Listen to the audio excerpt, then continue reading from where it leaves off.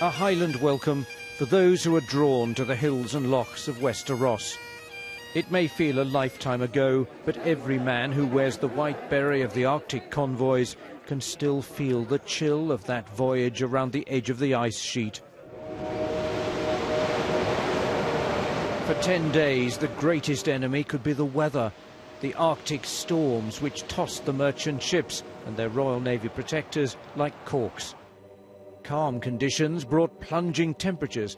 Grey warships turned white by a coating of ice which could so easily prove fatal. Our bridge was an open bridge, and so you're up there for 4 hours, and we had good sea boots, heavy sea boots, and several layers of clothing, and a good sort of furry hat thing, gloves. But the effect of the cold on the ship was, of course, that ice formed on the deck, and they had to be chipped off very regularly, otherwise the ship might well turn turtle.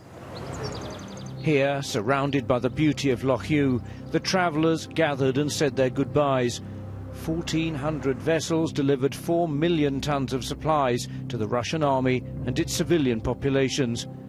Rich pickings for the aircraft and submarines targeting them. I worked in a radar cabin as a radar operator.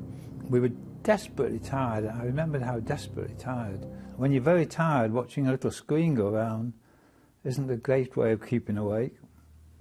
I held a book between my fingers and thumb, and when I went to sleep, the book dropped on my lap and woke me up. I was back on again.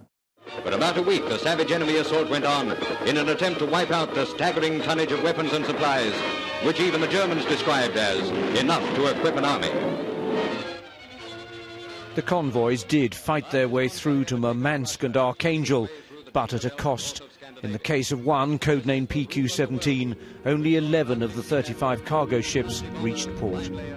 Today, on the cliff top above the old anchorage, veterans will bow their heads and recall the faces of the crewmates who made their last voyage, and the old friends who've made their final pilgrimage.